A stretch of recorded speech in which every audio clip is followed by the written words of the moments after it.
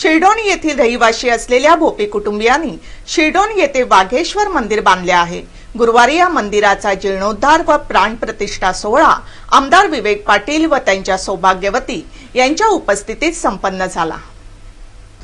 शिरडोन येथे राहणाऱ्या भोपी कुटुंबियांनी शिरडोन येथे वाघेश्वर मंदिर बांधले आहे। या मंदिराचा जीर्णोद्धार व प्राणप्रतिष्ठा सोहळा गुरुवारी आयोजित करण्यात आला होता।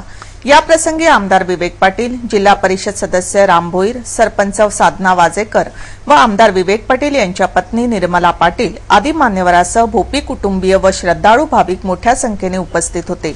या प्रसंगी भोपी कुटुंबियांना शुभेच्छा देत आमदार विवेक पाटील यांनी वाघेश्वर मंदिरासाठी योगदान देणाऱ्या श्रद्धाळू भाविकांची प्रशंसा केली। भोपी कुटुंबियांना मी मनपूर्वक धन्यवाद देतो की अतिशय जरी लहान असलं तरी अतिशय सुंदर सुबक अशा मंदिराचं उद्घाटन करण्याची मला संधी दिली, त्याबद्दल मी भोपी कुटुंबियांना मनपूर्वक धन्यवाद देतो आणि परमेश्वराची प्रार्थना करतो की ज्या भक्ती भावनेनं भोपी कुटुंबियांना या मंदिराची उभारणी केली त्या परमेश्वराला विनंती प्रार्थना करतो की भोपी कुटुंबियांना उदंड आयुष्य लाभू दे आणि त्यांची भरपूर प्रगती होऊ दे अशी प्रार्थना मी परमेश्वर चरणी करतो।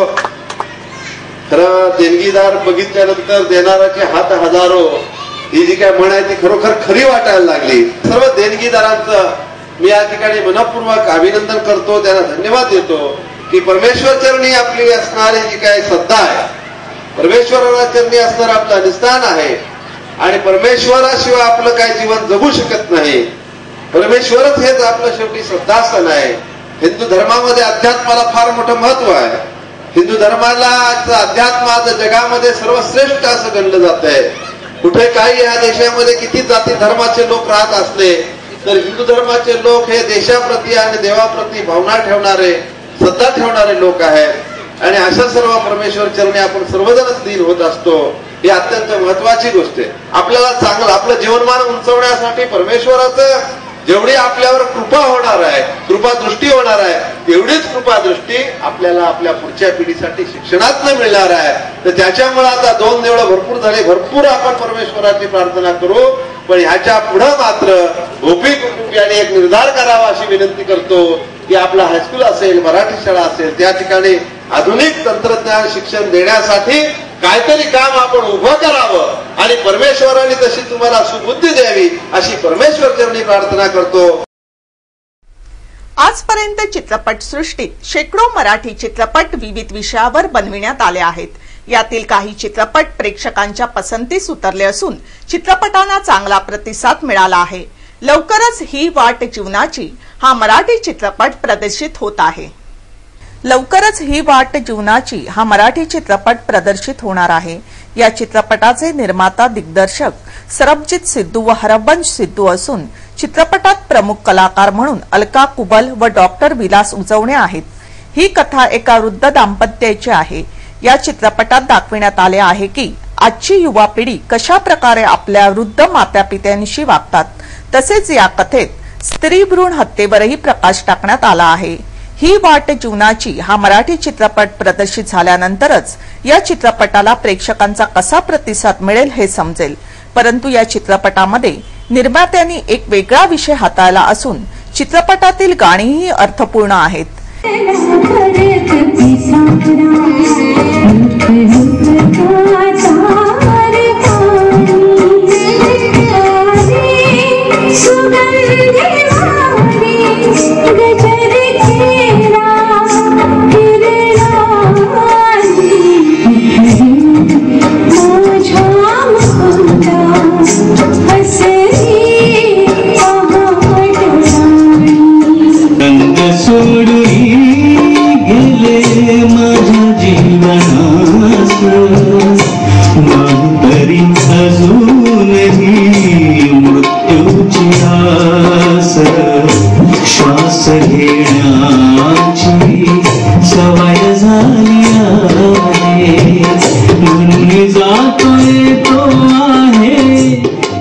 या चित्रपटातील निर्माता तसेच मुख्य भूमिका साकारणाऱ्या कलाकारांशी आमच्या प्रतिनिधींनी बातचीत केली।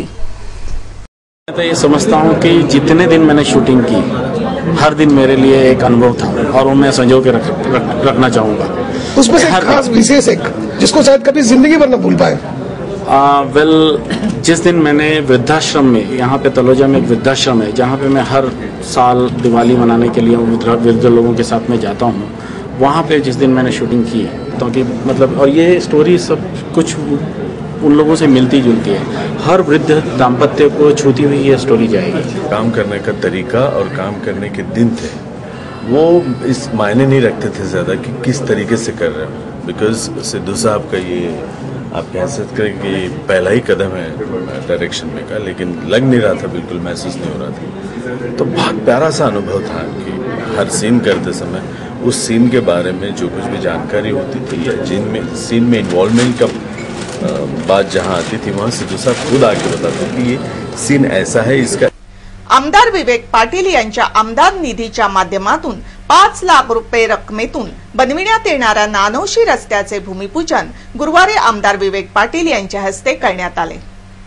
आमदार विवेक पाटील यांच्या आमदार निधीतून 5 लाख रुपये रकमेतून बनविण्यात येणाऱ्या नानोशी रस्त्याचे भूमिपूजन गुरुवारी आमदार विवेक पाटील यांच्या हस्ते करण्यात आले। या कार्यक्रमासाठी पंचायत समितीचे सभापती प्रकाश जितेकर, माजी सदस्य गणेश सावंत, नानोशी ग्रामपंचायतीचे उपसरपंच राजेश पाटील, ज्येष्ठ कार्यकर्ता सदाशिव पाटील, डॉक्टर प्रकाश पाटील, गजानन पाटील, अनिल पाटील आदी मान्यवरांसह नानोशी ग्रामस्थ मोठ्या संख्येने उपस्थित होते। या प्रसंगी आपल्या मनोगतात आमदार विवेक पाटील यांनी नानोशी ग्रामवासियांच्या एकजुटीची प्रशंसा केली व म्हणाले की जरी आपल्याकडे केंद्र व राज्याची सत्ता नसली तरी जनतेचा विकास करण्यासाठी निधी उपलब्ध कसा करायचा हे आम्हाला माहित असून जनतेच्या विकासासाठी आम्ही कटिबद्ध आहोत। मला खूप समाधान वाटलं की गावाने एकत्रित येऊन हे रस्ता करण्याचं काम हाती घेतलेलं आहे आणि कामाचा जरी नारळ आता फोडला असला तरी कामाचं जो अर्ध काम आपण उरकत आणलेलं आहात, एक चांगलं कामाला सुरुवात केली, त्याबद्दल तुम्हाला धन्यवाद देतो। अशीच चांगली कामं करत जा आणि बाकीच्या ज्या काही मागण्या असतील त्या आम्ही तुमच्या पूर्ण केल्याशिवाय ठेवणार नाही, अशी ग्वाही मी या ठिकाणी आपल्याला देत आहे। या ठिकाणी प्रास्ताविकामध्ये सांगितलं की 45 लाख रुपयाची कामं आपण या नानोशी ग्रामपंचायतीमध्ये आणलेली आहेत। शेतकरी कामगार पक्षाच्या हातामध्ये राज्याची आणि केंद्राची सत्ता नसली तरी पण दोन्ही सरकारकडनं आपल्या या विभागातले प्रश्न सोडवण्यासाठी पैसे आणण्याची धमक आणि हिंमत शेका पक्षात आहे। ही गोष्ट आम्ही गेल्या 40-45 वर्षामध्ये दाखवून दिलेली आहे आणि पनवेल तालुक्याचा सर्वांगीण विकास करत असताना अगदी नानोशी सारख्या अगदी खोंड्यामध्ये असणाऱ्या ग्रामपंचायतीचा सुद्धा सर्वांगीण विकास झाला पाहिजे। गावापर्यंत येणारा रस्ताच नव्हे तर गावातले सारे अंतर्गत रस्ते, त्याचबरोबर शाळागृह असतील, त्याचबरोबर अंगणवाडीची इमारती असतील, साकवांचे कार्यक्रम असतील, हे सारे कार्यक्रम आपण या ठिकाणी घेत असतो आणि त्याच पद्धतीनं आपण ही कामं आणलेली आहेत। या कामं चांगल्या पद्धतीनं तुम्ही सर्व कार्यकर्ते एकत्रित येऊन कराल अशी खात्री मला निश्चितपणे आहे। त्याबद्दल मी आपल्याला मनपूर्वक धन्यवाद देतो। सीबीडी बेलापूर येथील सिडको भवनाजवळ सिडकोच्या वतीने अर्बन हाट भरविण्यात आले आहे। या अर्बन हाटमध्ये भारतातील अनेक शहरातील नागरिकांनी बनविलेल्या वस्तू, हस्तकला, चित्रकला आदी सारख्या कलाकृती विकण्यास ठेवल्या आहेत। त्यामुळे अर्बन हाटमध्ये खरेदी करण्यासाठी ग्राहकांनी गर्दी केली आहे। सीबीडी बेलापूर येथील सिडको भवनाजवळ सिडकोच्या वतीने अर्बन हाट बनविण्यात आले आहे। या ठिकाणी भारतातील अनेक शहरातील व गावातील लोकांनी बनविलेल्या वस्तू, हस्तकला आदी सारख्या अनेक वस्तूंचा बाजार भरविण्यात आला आहे। या ठिकाणी दुकानाचे स्टॉल लावण्यात आले आहे, ज्यामध्ये राजस्थान, दिल्ली, कलकत्ता, बनारस व अनेक शहरातील नागरिक आपल्या वस्तू व कलाकृती विकण्यासाठी येतात। त्यामुळे या ठिकाणी वस्तू खरेदी करण्यासाठी ग्राहकांची गर्दी होत आहे। या ठिकाणी खरेदी करण्यासाठी आलेल्या एका युवतीशी आमच्या प्रतिनिधींनी बातचीत केली। समझ ये बताइए कि यहाँ पर जो प्रदर्शनी लगी है किस तरह की प्रदर्शनी है, कैसा लगा आपको? बेसिकली ये आर्ट रिलेटेड एग्जीबिशन है। वेरियस स्टेट्स का स्पेशलिटीज़ है जो यूजुअली लोकल मार्केट्स में नहीं मिलता इजीली, इसीलिए ये एक जगह पे हर चीज़ मिल रही है, तो इट इज़ वेरी गुड। चीजें की कीमतें किफायती हैं या कुछ ज्यादा है? बहुत अच्छी कीमतें हैं, क्योंकि यही आप एम्पोरियम में जाओगे, प्रॉपर एसी एम्पोरियम में तो बहुत ज़्यादा होता है, उधर और भी ज़्यादा होता है, तो accordingly it is very good. CIDCO का ये प्रयास कैसा रहा है? बहुत अच्छा है, क्योंकि न्यू बॉम्बे में ऐसा मिलना बहुत डिफिकल्ट है। बॉम्बे साइड में आप जाओगे तो there are emporiums where you get, Gujarat emporium है, राजस्थान एम्पोरियम है, बट न्यू बॉम्बे में कहीं नहीं है।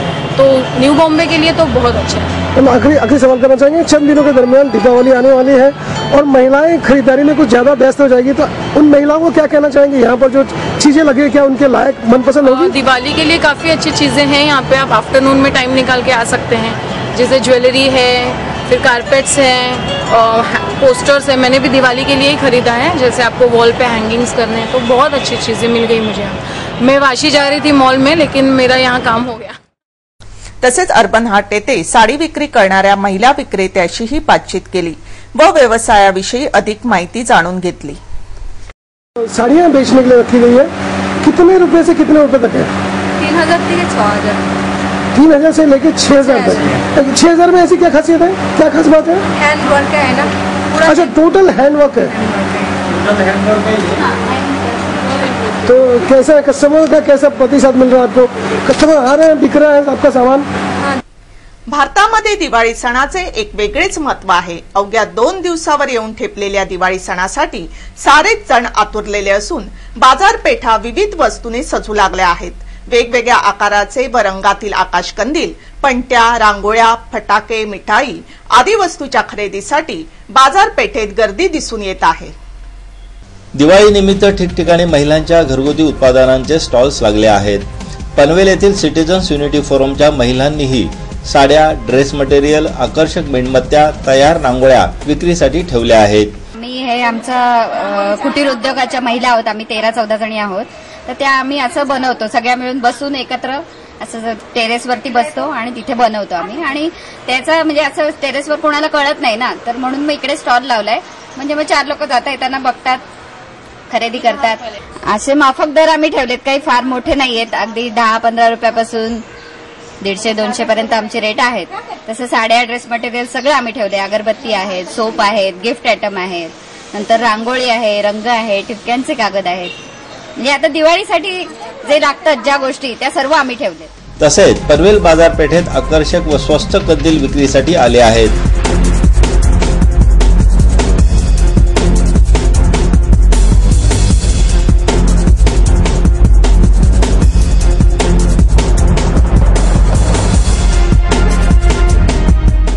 तर मातीच्या आकर्षक पणत्यांबरोबर चिनी मातीच्या पणत्याही विक्रीसाठी आहेत। रांगोळ्यांचे रंग विक्रीसाठी आहेत। दिवाळी आणि लहान मुलांनी बनविलेले किल्ले यांचं नातं अतूट आहे। किल्ल्यांसाठी लागणारी मातीची चित्रे, छत्रपती शिवाजी महाराजांचे पुतळे, बावळे इत्यादी वस्तू विक्रीसाठी उपलब्ध आहेत। यामध्ये रेडीमेड प्लास्टर ऑफ पॅरिसचे किल्लेही मुलांना आकर्षित करीत आहेत। पनवेलमध्ये फटाक्याचे स्टॉल्स लवकरच लागतील, परंतु वाशी येथे फटाक्यांचे स्टॉल्स सुरू झाले आहेत। यावर्षी फटाके विक्रीमध्ये महिलांनी पुढाकार घेतला आहे। आमच्या प्रतिनिधींनी या महिलांशी बातचीत केली व फटाके विक्रीच्या किमतींबाबत माहिती घेतली। कितना बड़ा पटाखे आपके दुकान में? महंगे से महंगे। हाँ जी, अभी तो हर रेंज के पटाखे हैं। लगभग अगर कम से कम और ज्यादा से ज्यादा पूछो तो आप पकड़ सकते हैं 50 रुपए से लेके 1000 रुपए, 10,000, जो भी 7-8, 5,000, 2,000, 3,000 ऐसे से है।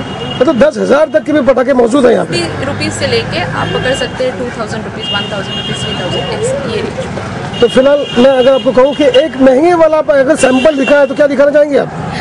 स्टैंडर्ड का बड़ा 10,000 का माल। अच्छा, वो 10,000 रुपीज का है? 10,000 की माल है बड़ी। अच्छा, वो 10,000 का ये लड़ी बनी हुई है लंबी सी। काळुंदरे ग्रामपंचायतीचे उपसरपंच सुनील म्हस्कर यांनी आपल्या उपसरपंच पदाचा कार्यकाळ संपवून आपल्या पदाचा राजीनामा दिल्याने उपसरपंच पदाच्या रिक्त पदासाठी बुधवारी निवडणुका संपन्न झाल्या। यावेळी उपसरपंच पदासाठी शेका पक्षाचे सचिन कृष्णा कांबळे यांची बिनविरोध निवड करण्यात आली आहे। काळुंदरे ग्रामपंचायतीचे उपसरपंच सुनील म्हस्कर यांनी आपल्या पदाचा राजीनामा दिल्यानंतर उपसरपंच पदाच्या रिक्त पदासाठी बुधवारी निवडणुका संपन्न झाल्या। यावेळी उपसरपंच पदासाठी शेका पक्षाचे सचिन कृष्णा कांबळे यांची बिनविरोधपणे नियुक्ती करण्यात आली। यावेळी नवनिर्वाचित उपसरपंच यांना शुभेच्छा देण्यासाठी एपीएमसीचे सभापती राजेंद्र पाटील, माजी सरपंच आरडी घरत, सरपंच सुनीता म्हस्कर, माजी उपसरपंच सुनील म्हस्कर आदी मान्यवरांसह ग्रामपंचायत सदस्य व ग्रामस्थ उपस्थित होते।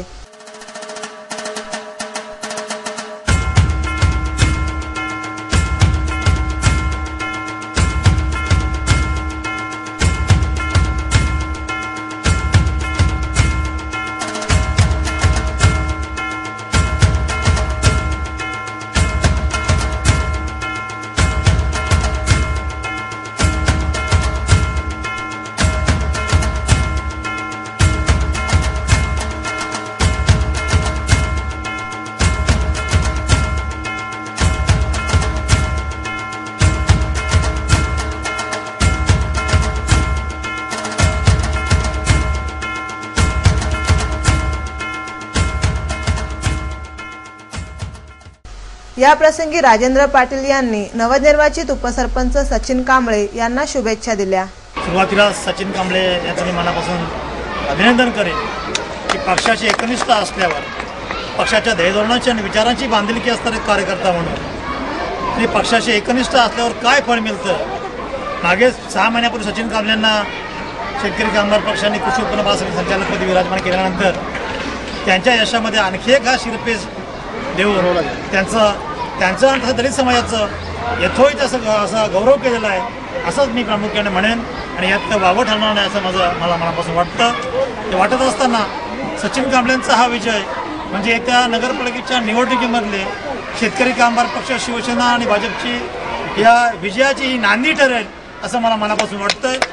मित्रांनो, या निमित्तानं मी एकच सांगेन की संपूर्ण देशभर, राष्ट्रभर, राज्यभर नव्हे तर संपूर्ण देशभर काँग्रेस विरोधी लाट निर्माण झालेली आहे। मग ती हिसार लोकसभा पोटनिवडणूक असेल, आपली पुण्याची खडकवासल्याची पोटनिवडणूक असेल, आंध्र प्रदेशची पोटनिवडणूक असेल व बिहारची पोटनिवडणूक असेल, प्रत्येक ठिकाणी काँग्रेस उमेदवारांनी सपाटून मार खाल्लेला आहे। ज्या ज्या ठिकाणी काँग्रेसला लोकांनी लाच मारून हटवून दिलं आहे, अशाच प्रकारची विजयाची पुनरावृत्ती संपूर्ण देशभर काँग्रेसबद्दल लाट निर्माण झाली आहे।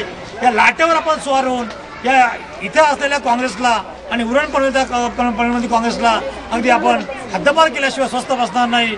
आणि या निमित्तानं इथल्या सुजाण नागरिकांना, उरण पनवेलच्या नागरिकांना मी मनापासून सांगेन की वाढणारी जी महागाई आहे, आज 75 रुपये लिटर आपल्या पेट्रोल मिळतोय, गॅसचे दर आपल्याला वाढलेले आहेत, अगदी महागाईचा भस्मासूर प्रचंड आपल्याला आवासून असा उभा आहे।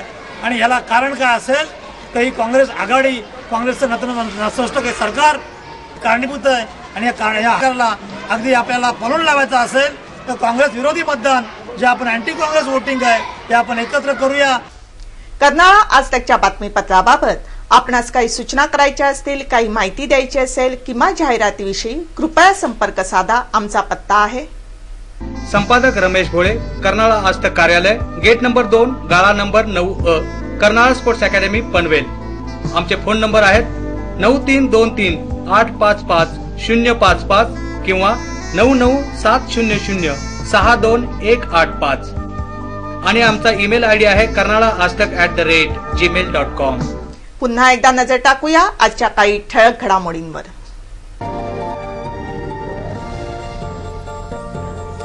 शिरडोनमधील वाघेश्वर